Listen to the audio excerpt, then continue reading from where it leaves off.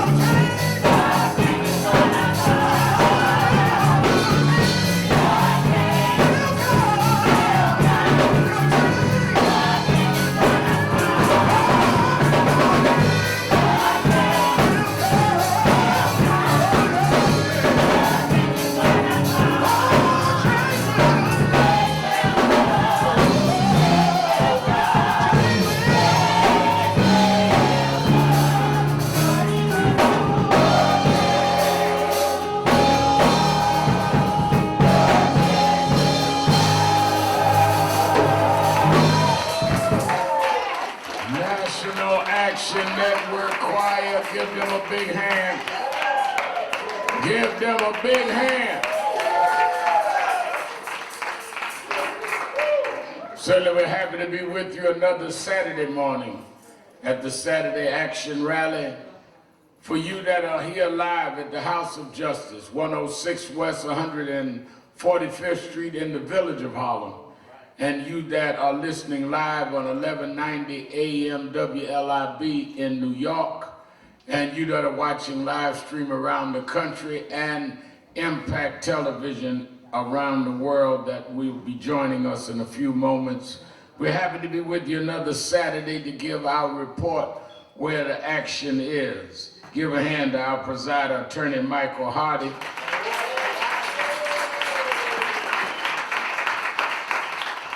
And our musical director, Tyrone Richardson.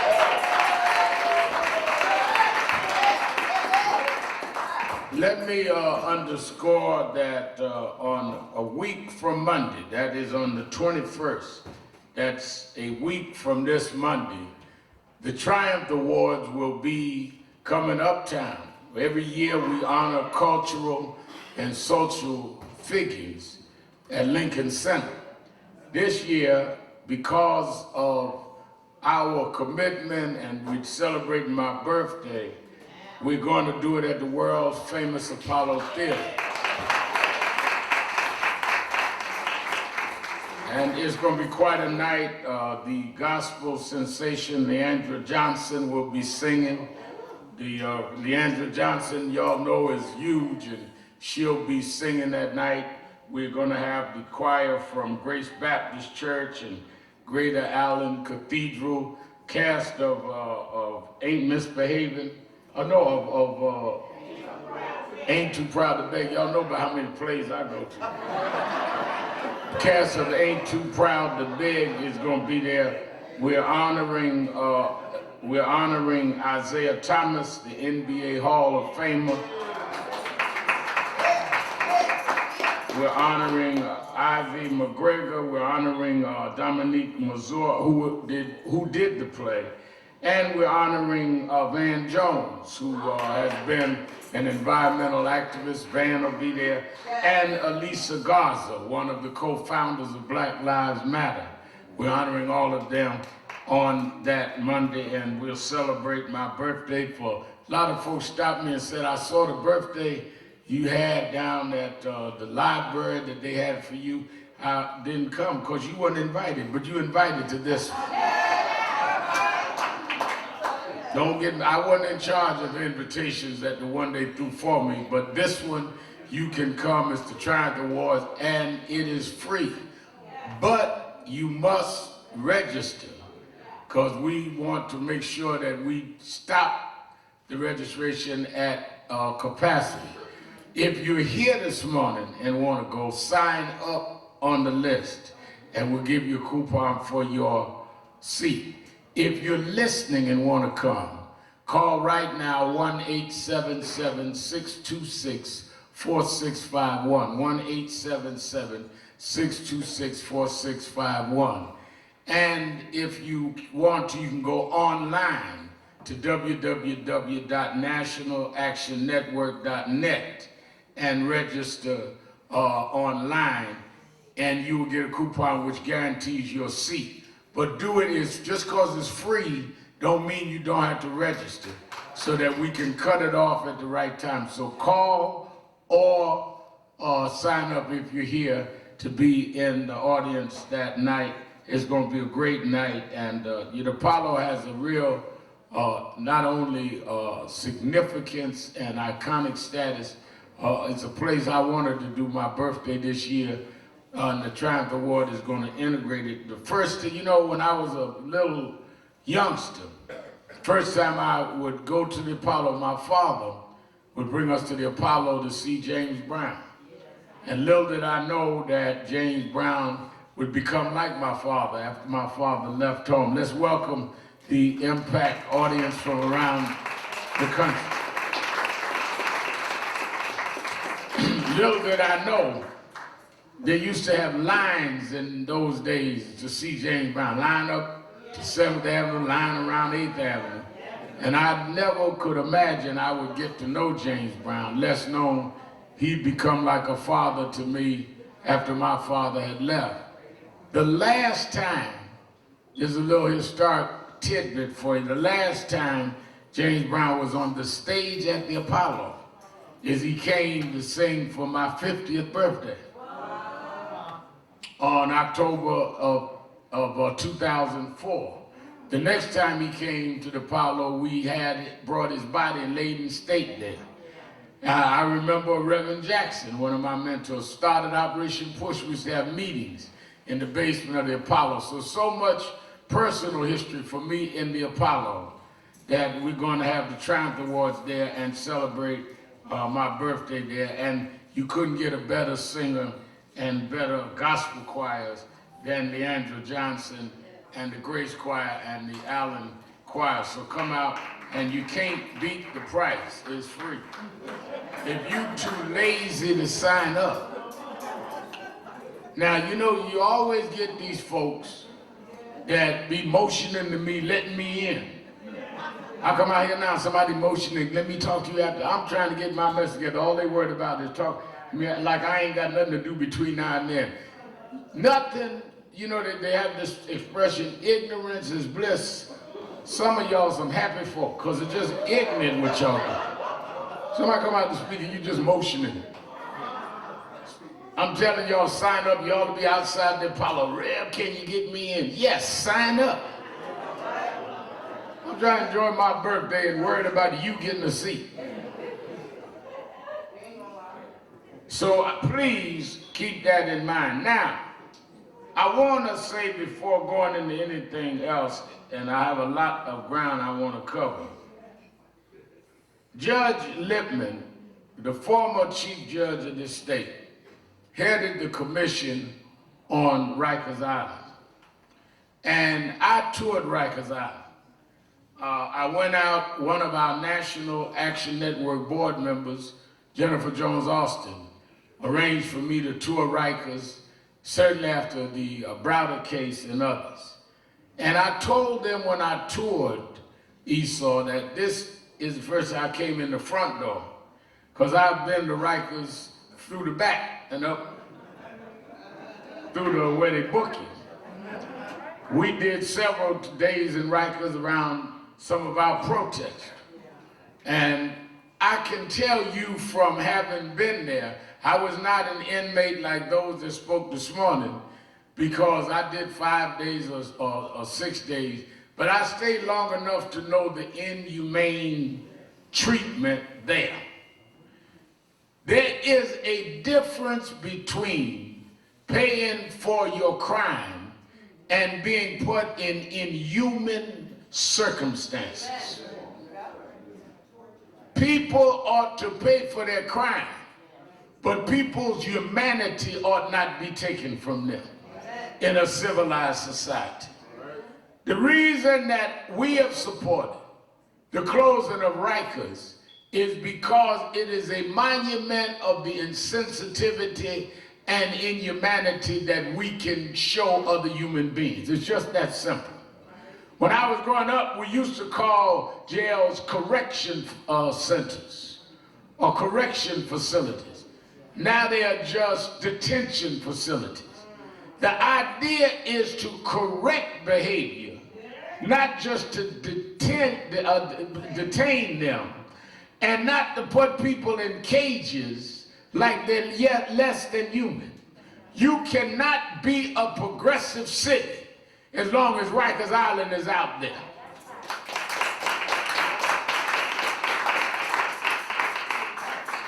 Now, y'all know I travel a lot. I do 2 or 3 cities a week. One of the most depressing things, Judge Lippman, is coming back to New York, and if I'm flying into LaGuardia, is everybody looking at the skyline, and you come down right over Rikers Island, and you go from the majestic view of the skyline down into the disgrace of New York, looking at that island where people are treated inhuman and the correction officers having to deal with things like you're dealing with people that are not human. Thursday, the city council gonna vote. And we can argue about what progressive plan, you know, you got a debate all the time on who's the progressive, and I'm more progressive than you, and no, I'm more left than you. All of that don't matter if we don't close Rikers Island.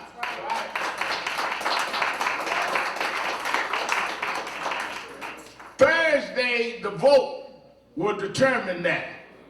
And I want us to support the closing, and I want Judge Lippman, he's worked with us on many things. He headed this commission, I testified at it. And I want us, Derek Perkison, our field director for the region, and others will be there from National Action Network. But it is more than enough time. It's not enough to cry over those that have documented what's going on. And when the vote goes down, you are not there, and you are not telling your council person that they should vote against. They should vote against the keeping of Rikers Island. They should close it and invest in the community around it. In fact, you should do that today. Call, email your councilman, and let them know you can play games all you want. But I am a voter, and I'm telling you, I want to see this plan, and we want to see it done in a very fair way. And investing in the community is something that needs to happen, is mandatory to happen. They get everything else in the city done, but don't want to reinvest in the communities that are impacted by this stuff.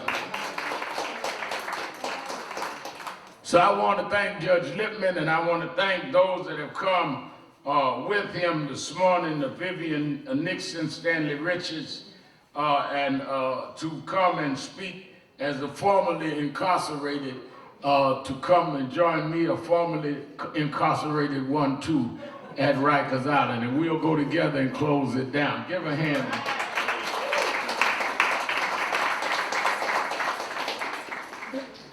And I think that it is important. You know, I keep telling y'all that you can call yourself whatever you want, but if you don't do what you call yourself, you are named without a function. Activists mean you are active on the right issues. Activists don't mean you wait on something to happen and you jump out there in front of everybody else. Activists is dealing with the real policy issues that are necessary. And I'm telling you, as long as we have a scar in this city of New York, like Rikers, and it sets a tone for the whole nation. I mean, I don't know about y'all, but folks that, you know, brag about they New Yorkers, I'm embarrassed to tell folk that I'm a progressive from New York and you got Rikers Island out there. I am a progressive to tell folk I'm from New York as long as y'all got Trump in the White House. And he's a New Yorker. People say to me, well, you know Trump's a New Yorker like you. No. He come from a different side of New York than you. I be breaking down the boroughs and traveling with a map. I try to show them how many miles away from where I was born. Trump, I don't want nothing to do with being related to that. I keep the exonerated fire picture in my pocket. In fact, one of them is here every Saturday because we fought for them, and when he got out, he worked right here for 3 years. Give a hand for the Central Park Fire, Corey Weiss in the house.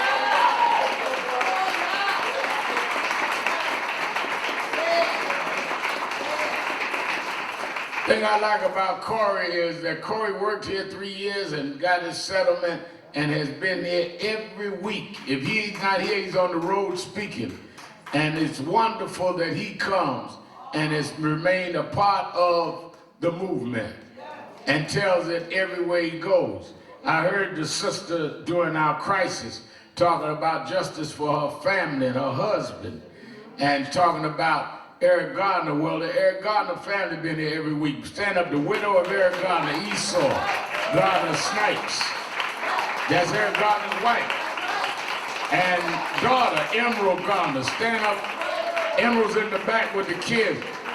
And my basketball partner, he don't want you to know I can dunk on him. No, I can't. Eric Gardner Jr., stand up.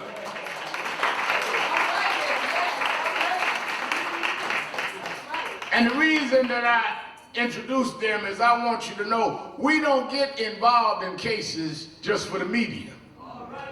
We become part of the family, and they become part of our family, and we are family.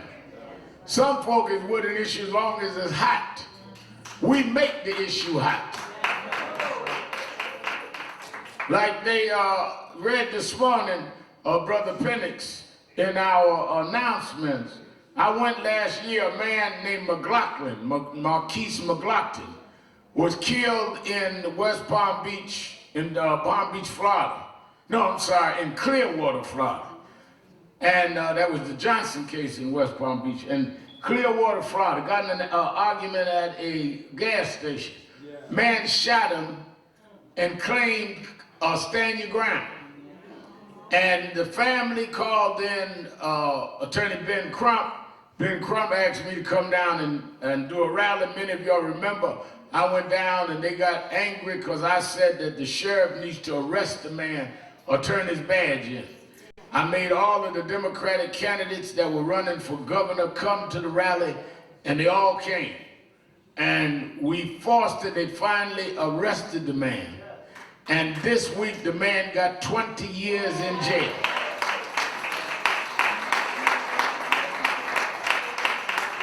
If you put a light on dark places, just keeping the light there will mean that they can't ignore it and it could lead to justice.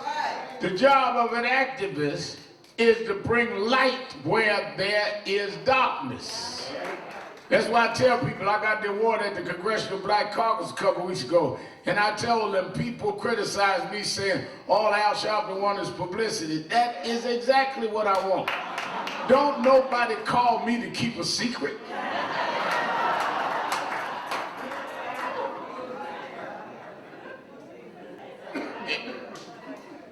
Esau didn't say to me, they choked my husband to death. He said 11 times I can't breathe, but don't tell nobody. They called me to tell everybody and to keep telling everybody until somebody somewhere does something about it. That's what activism is.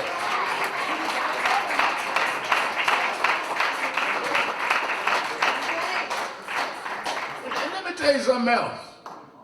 And I thought about this when Attorney Hardy was speaking this morning. All these folk that do not appreciate movements. When you sit here, I came out earlier than usual this morning because I wanted to hear Judge Lippman and I wanted to hear our guests that are standing up on this coast, the Rikers Island. There's nowhere else you can go and hear people like this young lady talk about her husband, and she be on the radio and talking to a live audience. Nowhere else you can go and have former Chief Judge talk about Rikers Island. This is a unique experience. People talk about, I don't go over there. Well, then where do you go? Don't underestimate the uniqueness of where we are and what we do. And we don't apologize to nobody. We've created a unique way to combine activism with belief and put some feet to our beliefs. And I don't care how big we get. I was going to one of them big highfalutin dinners this week and called Dominique because I read where one of our LGBTQ members was assaulted. We got to deal with that. Because I don't care where they invite me, I am on the ground. And I know that the reason they invite me is because we got a movement. They invite me because they like me, and I ain't crazy about them.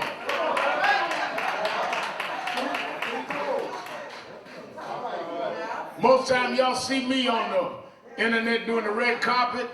I go on the red carpet and pose and be primping and all, and go right out the back door. I don't even go to half them movies. Because I get up early in the morning and work out because I got stuff to do. I'm not trying to be accepted. I'm trying to get those that think they're accepted to understand they could be the next Eric Garner.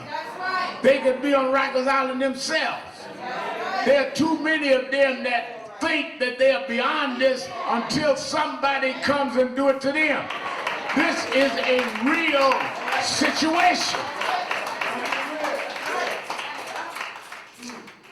I can't tell you how many big executives and big stars end up calling us at off hours because they get a reality check.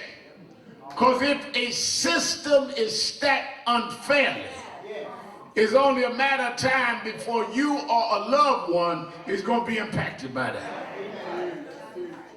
Now you look at this situation in Washington. I'm going Tuesday to the Democrat debate. I've been to every one of them. Let me tell you something. You have a president that has clearly said that he will bring down the country if they try to bring him down. He ready to fight all the way. Can you imagine a president saying, I, as the president of the United States, the White House is not going to cooperate with an investigation of me dealing with foreign countries. Imagine that. And it's cycling out of control.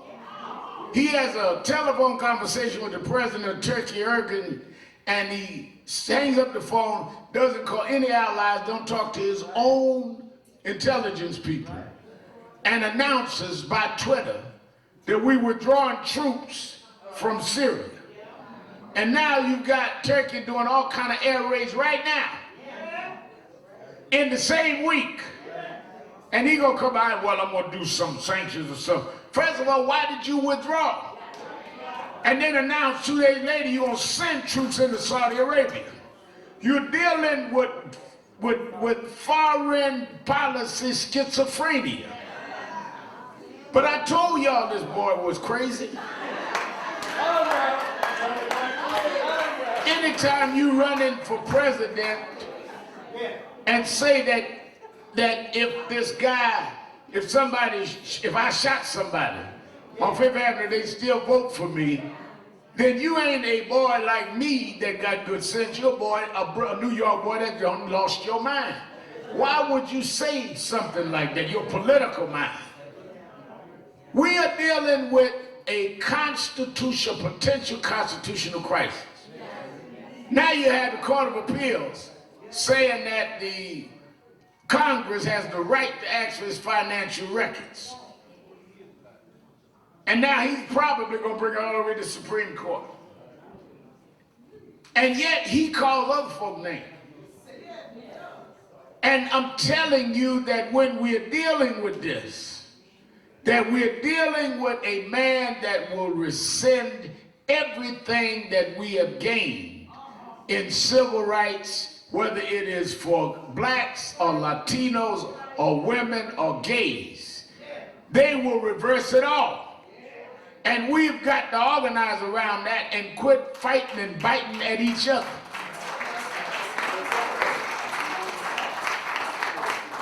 One of the things that was interesting to me this week, Brother Gonzalez, that I did not hear a lot of people talk about, is the Intelligence Committee came out from their investigation on the Russians' interference and said that they focused on black and people of color.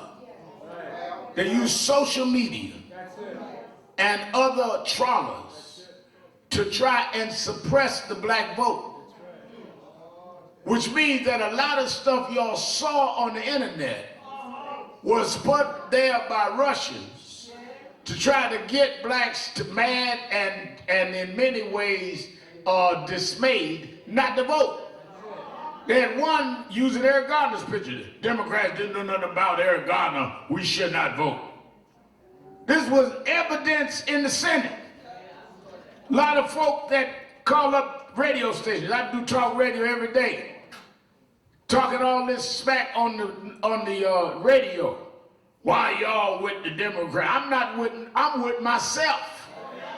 And if somebody's with me, I'm with them. But they come with this anti-talk, never pro nothing. They are planted to suppress.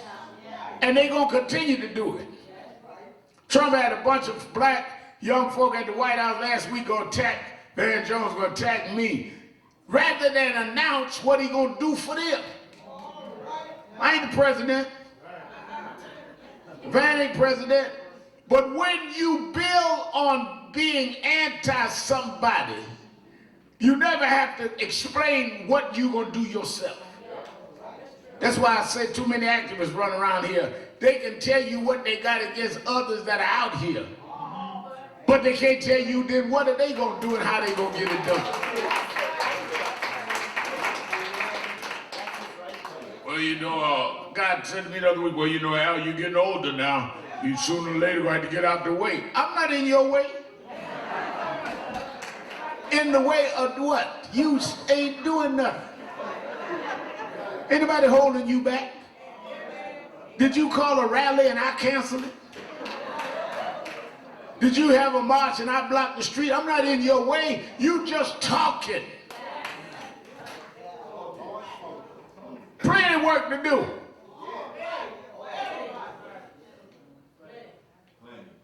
And it's up to us, to all of us, she said, to get out here and do the work.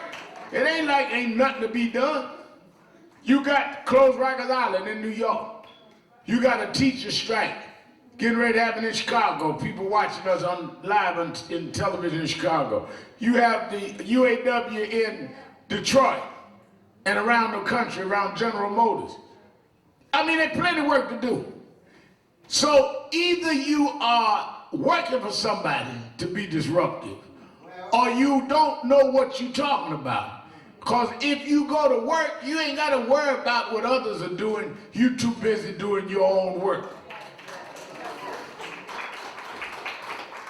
Which is why I am absolutely fighting, traveling, working hard to make sure we protect that vote, because if people cannot vote and have their vote counted, can you imagine if we get 4 more years of this? They will turn everything around and it will be generations before we can correct it. That is what is at stake. And we've got to understand that, and we've got to realize that.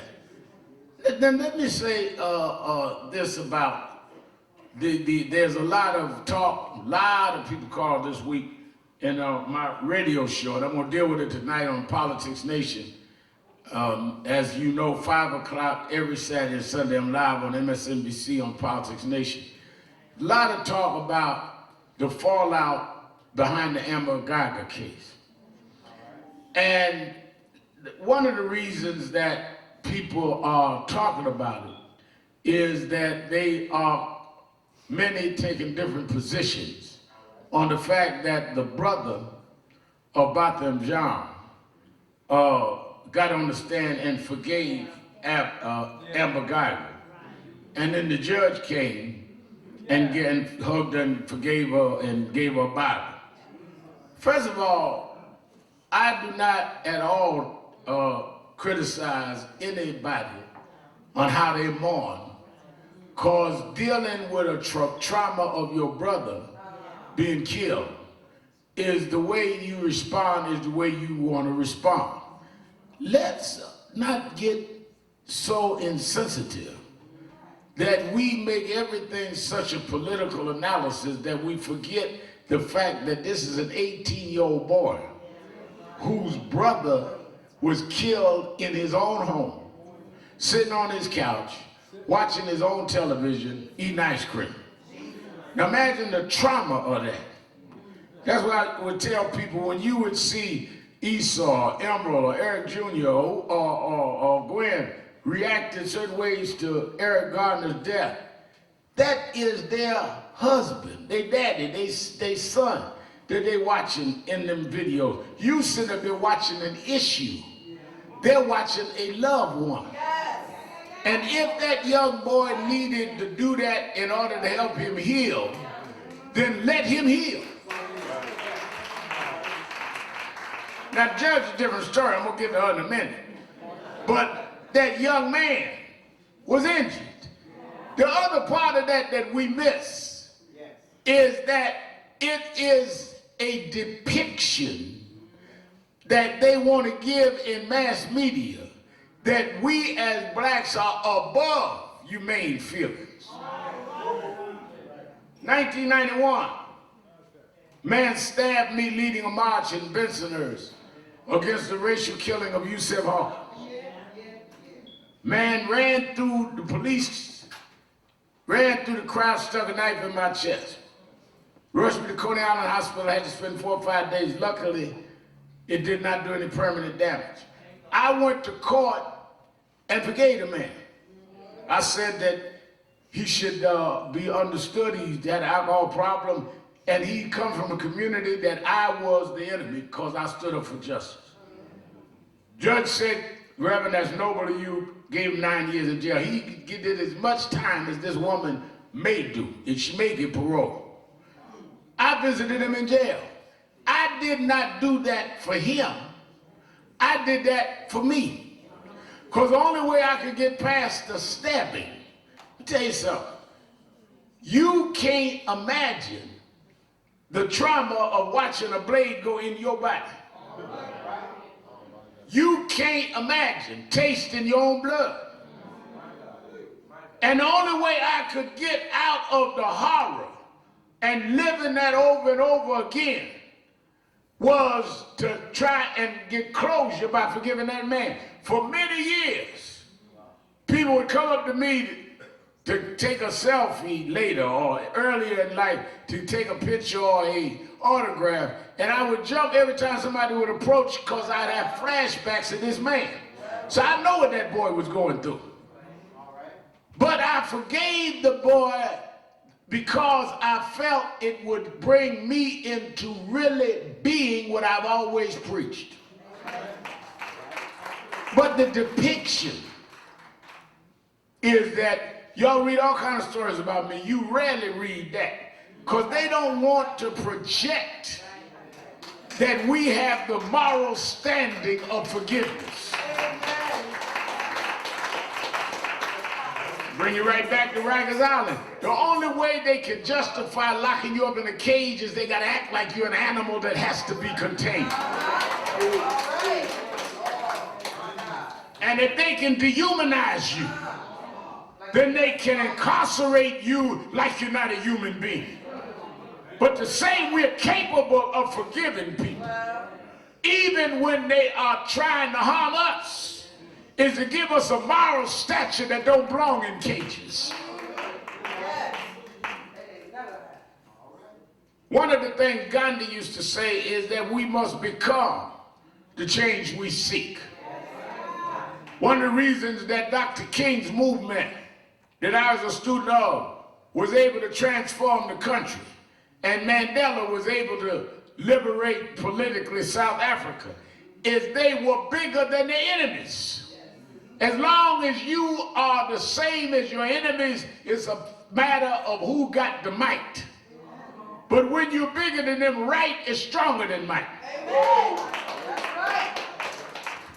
Now, I think people must be held accountable, but you can't become them and defeat them. If they can bring you down to their moral decadence, then they've defeated you even if you win the battle.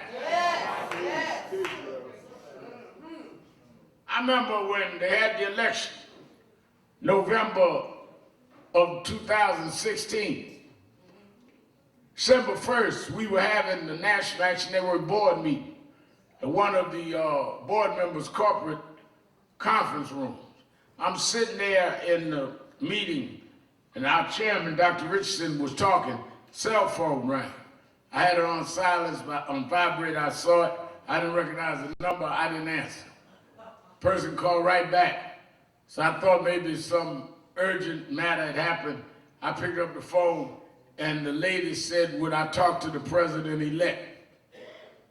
I said, just a minute. I stepped outside, and Trump come on the phone, because he saw me on Morning Joe that morning talking about him, and invited me to Mar-a-Lago. And I said, I'm not going to go and visit you unless we can meet with all the civil rights leaders.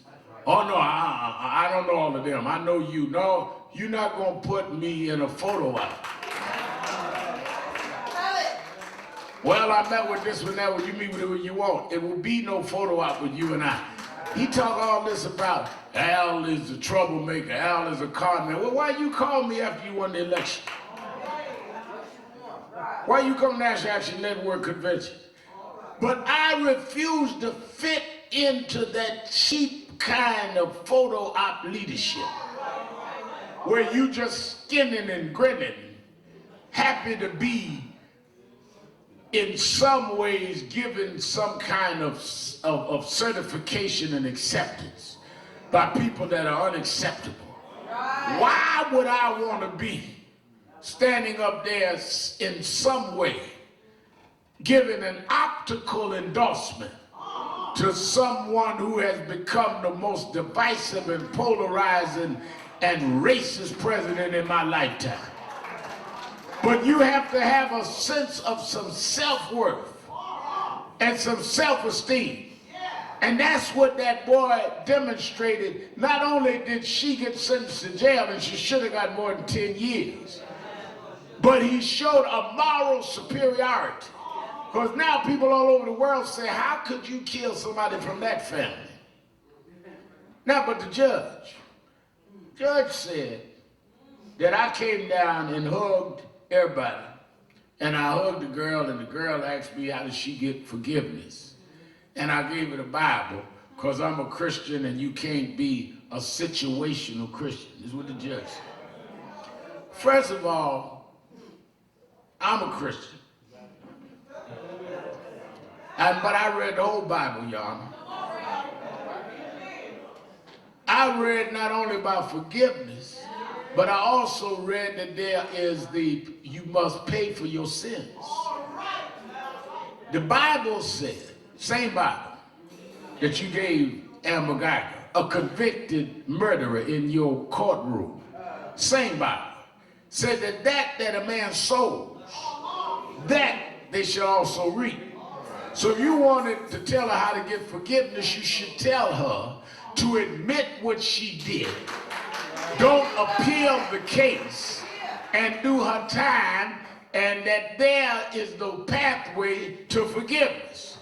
Giving her a Bible when she's on her way to appeal a case that she is guilty of is not situational Christianity. It is photo op excusing, because you're not in the court as a Christian, you're in the court as a judge that's supposed to be presiding over justice no matter what religion the person is.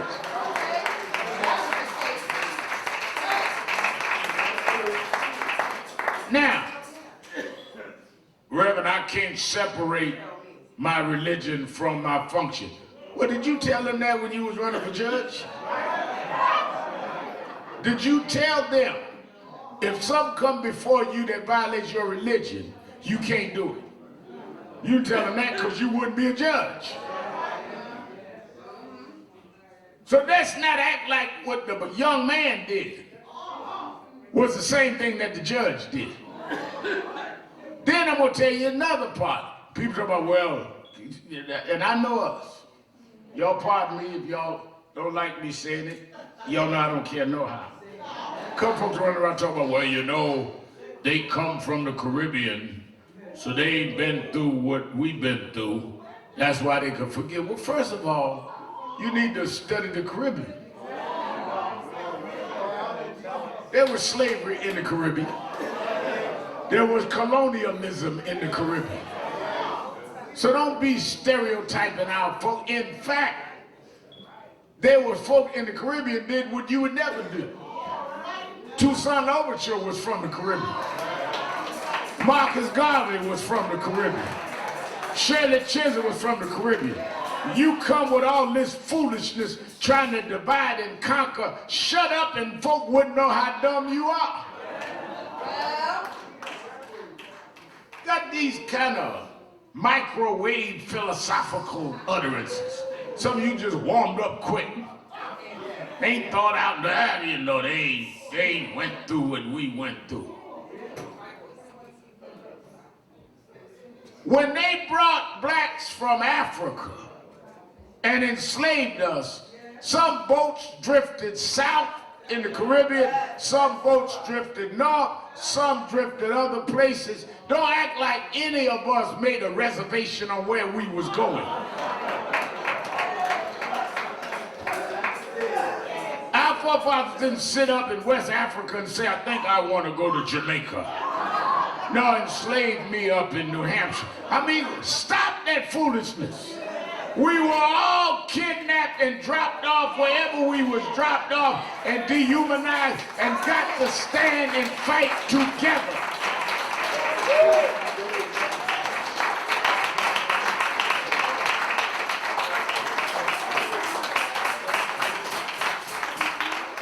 And that is that whole divide. It is that whole breaking up the family. That's why the first thing they did when they enslaved is to break the family up. Because if you can break the family, then you don't have a collective unit that will fight you collectively. So you break the family up. Sell a sister to one state, sell the mama to another. Because we have to break that up. And we have to rob you of your history. Because if you know your history, I can't convince you you're nothing because there's too much in your lineage that tells you that you are somebody. But if I can remove you from your lineage, that's why I got to take your name. I'm going to name you after me, which is a way of saying your daddy and mama ain't nothing. You're my child. You're my product. Someone named you, you don't know your name. Your name ain't Akbar no more. Your name's Jones, your name's Smith. That's your owner. You're tagged by your owner. And that's what a lot of us are practicing today. Divide and conquer. Well, I went to college, I went to jail. Oh, you a convict. Oh, you a bourgeois. Oh, you think you too good. Oh, you think I'm too bad. Divide and conquer. All of us reacted to a system that was set up with limitations for us. Well, you too light-skinned for my taste. You too dark-skinned for my daughter. Ignorant. Talking about the color of your skin, which was based on whether or not your forefathers had been violated more than the other. And you bragging about whose grandma or great-grandma got raped more. Because you're sick and don't know your history.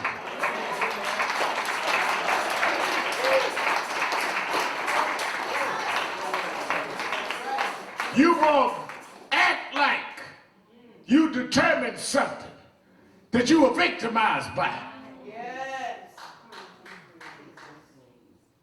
Well, Reverend Allen talking about Rikers Island and all that. Because you got people sitting out here on that island, sitting up there years waiting on a trial, sitting in a cage, while you got people on Wall Street that looted the economy and crashed it in 2018, sitting up in penthouses, looking out over the harbor. Somebody got to speak to that. And you cheap politicians better stand up or we gonna move you out the way.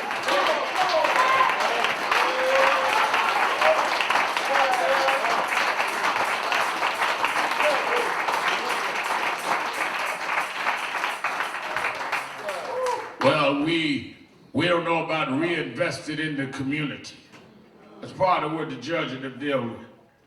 We don't know about reinvesting in the community. Wait a minute. The banks drove up mortgages. Insurance companies took advantage of people. Auto industry advantage of people. And we invested and bailed them out that did us in. But the communities that suffer, you don't want to invest in them. Well, then why did we send you downtown if you can't invest in us? You can vote to bail out crooks, but you can't invest in educating our children and having after-school programs and redeveloping our neighborhoods. Then we sent the wrong people downtown. You can vote for us, or we ain't gonna vote for you.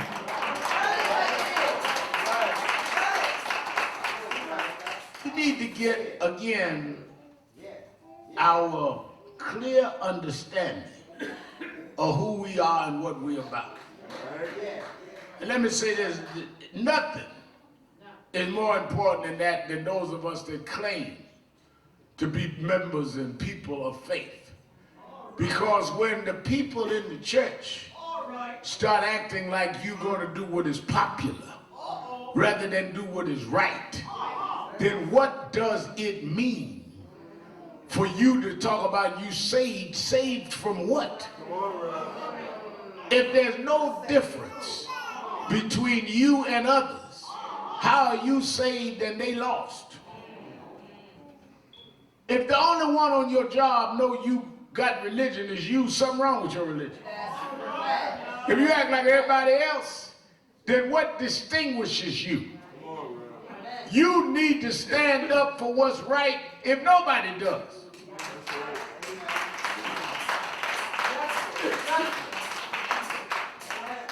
And all of us need to stand up at this time. If this era that we're in now, from Trump nationally to whatever's going on in your local situation, if you can't stand up now, when you gonna stand up? If we can't get by our differences now, when we gonna get by? When we talk all this talk, now's the time for you to be known to be what you are. That's why somebody asked me at the birthday thing the other night. He said, you started out Reverend Jesse Jackson and Bill Jones parted me when I was 13 as the youth director of Operation Breadbasket. I've never left the movement ever since. And that has been now over 50 years. And they said to me, why are you still doing it? You don't have to do no more. You got a TV show, radio show, you finally getting a good income and all that. I said, let me tell you something. If you do what is your vocation, you look to retire and relax. But if you do what is your calling and your purpose, you ain't looking for when you can get out, you're looking for how long you can stay in.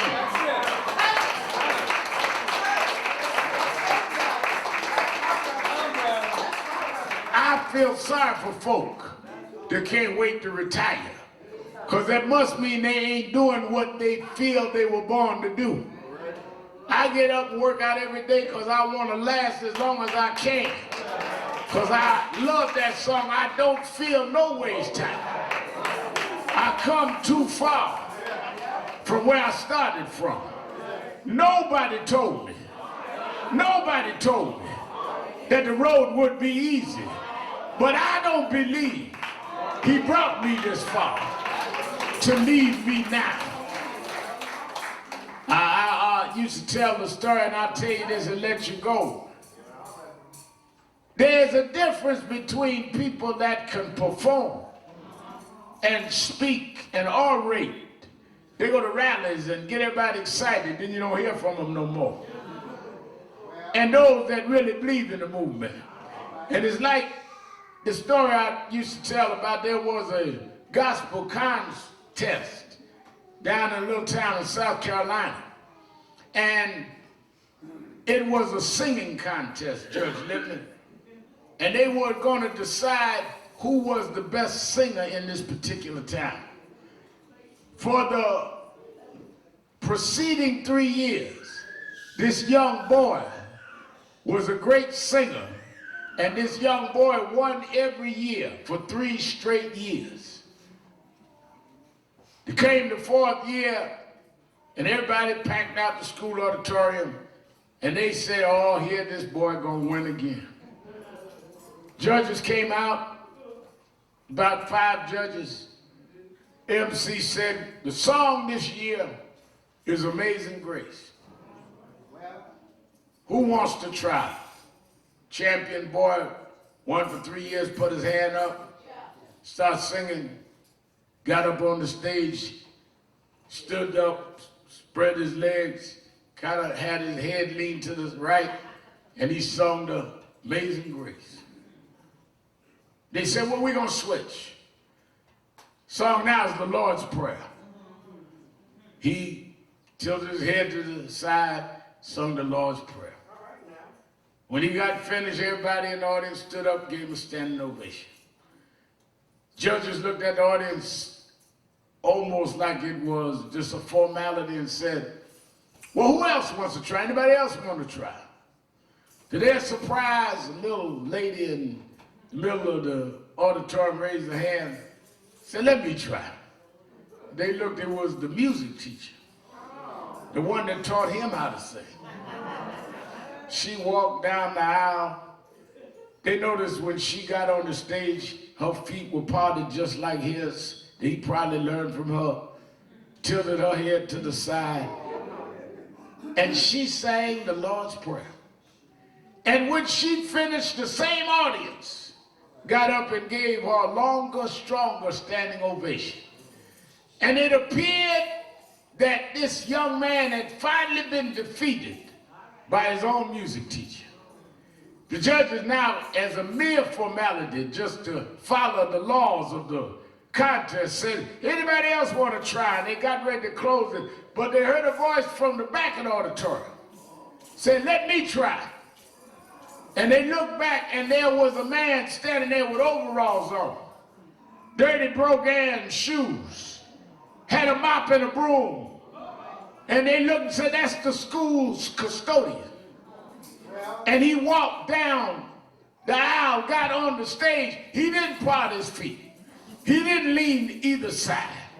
But he started singing the Lord's Prayer. And when he got finished, he looked at the audience, and there was no standing ovation. But everybody in the auditorium was crying, tears streaming down their face. And as the judges voted, they found out the janitor won the contest. As he was walking out of the auditorium that night with his trophy, a young lady stopped him from the school newspaper and said, Mr. Janitor, how do you explain your victory? How do you explain you never had vocal training, you never been to music class, yet you beat the best student and you beat the music teacher? How do you explain your victory? He said it's really very simple. They know the words to the Lord's Prayer, but I know the Lord they were singing about. The reason that I'm still out here is y'all were marching about what you heard, but I'm marching about who I am. I know the Lord we marching for, and if we stand up, he'll hold us up. Weeping may endure for a night, but if we keep on marching, if we keep on fighting, if we keep on going, joy, joy, joy, coming in the morning.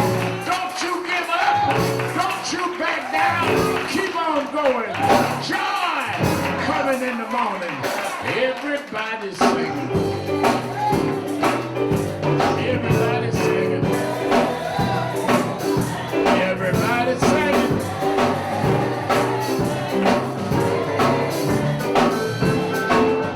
Everybody's singing. Sing it like you mean it. Sing it like you mean it.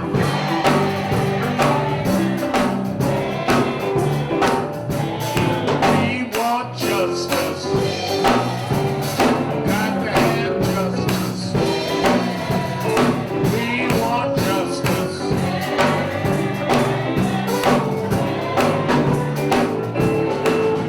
Everybody's singing. Everybody's singing. Everybody's singing.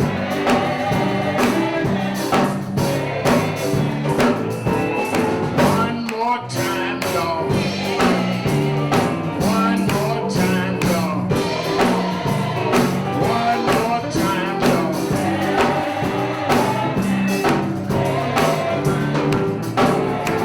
I'm opening the doors of the movement. There may be someone here today that never joined National Action Network. You hear us on the radio, you see our TV program. Civil rights didn't write your resume, but civil rights made somebody read your resume.